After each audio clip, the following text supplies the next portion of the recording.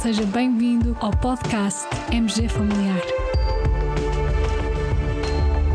Um podcast sobre temas pertinentes que nos fazem refletir e frequentemente com implicações para a prática clínica. E damos as boas-vindas ao nosso anfitrião, professor Carlos Martins.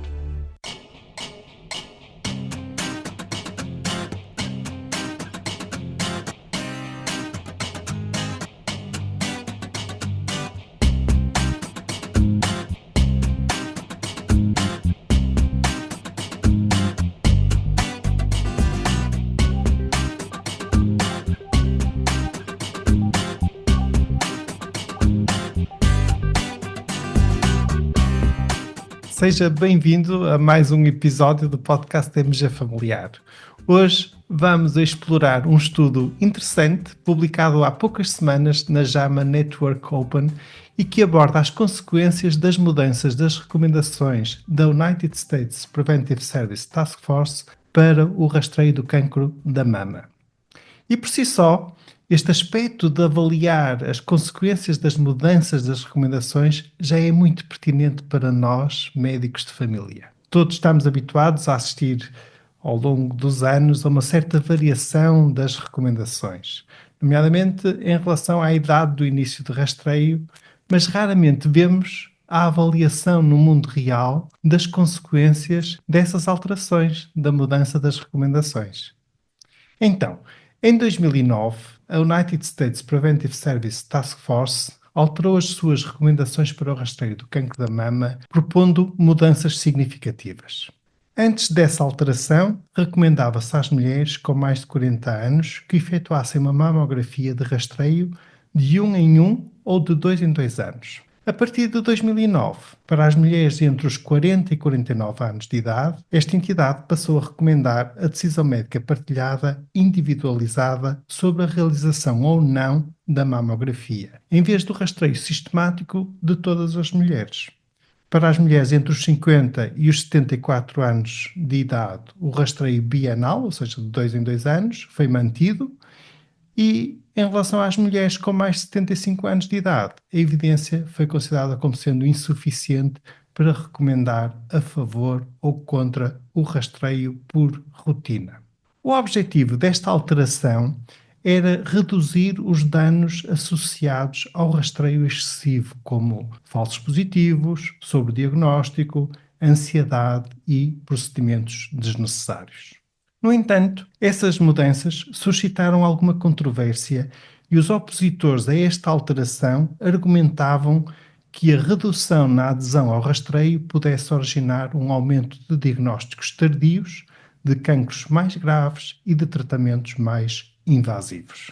Então, este estudo que vos trago hoje é um estudo coorte que teve como objetivo analisar e comparar a incidência do cancro da mama por estadio de diagnóstico e tipo de tratamento cirúrgico antes e após as ditas alterações das recomendações. O estudo analisou dados de mais de 2 milhões de mulheres diagnosticadas com cancro da mama entre 2004 e 2019, antes e após a mudança das recomendações. Os resultados trazem alguns pontos de reflexão relevantes. Ora, vejamos. Em relação aos diagnósticos, verificou-se uma diminuição nos diagnósticos de carcinomas in situ, lesões, portanto, não invasivas, após 2009, o que, de certa forma, era um dos efeitos pretendidos com a mudança das recomendações. Curiosamente, isso não resultou num aumento significativo de diagnósticos de cancros em estadios avançados. A incidência de cancros localizados manteve uma tendência crescente, constante, sugerindo que a redução no rastreio não comprometeu a detecção precoce de lesões tratáveis. Em relação aos tipos de cirurgia, aí verificou-se uma redução nas mastectomias totais e um aumento nas mastectomias parciais, além de um crescimento significativo das reconstruções mamárias. Estas tendências refletem não apenas os avanços na técnica cirúrgica, mas também uma abordagem menos agressiva no tratamento do cancro da mama.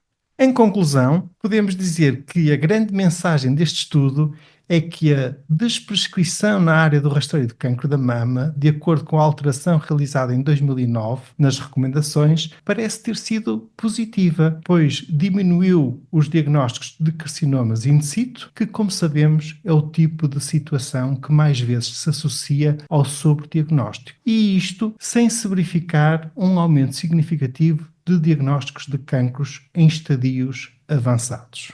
Como sabemos, o balanço entre benefícios e danos associados a este rastreio é algo crítico e não é claro se este rastreio traz mais benefício do que dano.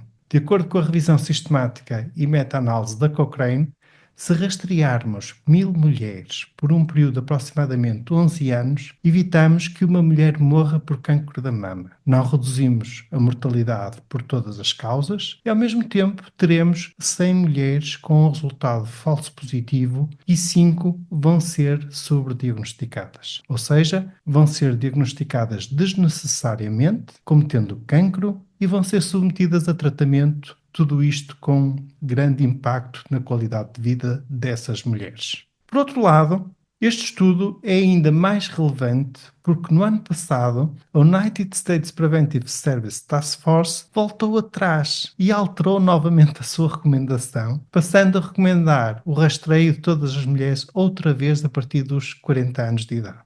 Esta foi uma alteração que surpreendeu novamente a comunidade médica e científica e este estudo, agora publicado e que partilhamos aqui no nosso podcast, vem colocar em causa precisamente esse volte-face e esse voltar atrás da Task Force dos Estados Unidos.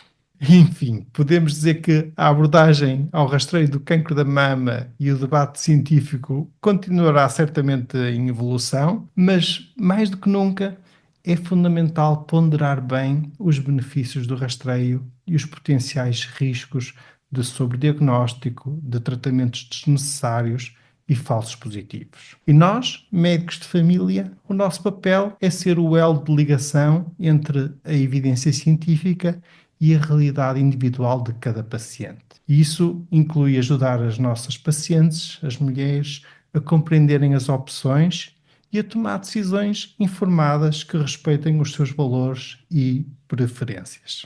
Caros colegas, obrigado por ouvirem este episódio do podcast Temos a Familiar. Esperamos que tenha sido útil para refletir sobre a abordagem ao rastreio do cancro da mama e, se gostaram, partilhem com os nossos colegas e deixem a vossa opinião. Fiquem bem, continuem bem, até ao próximo episódio.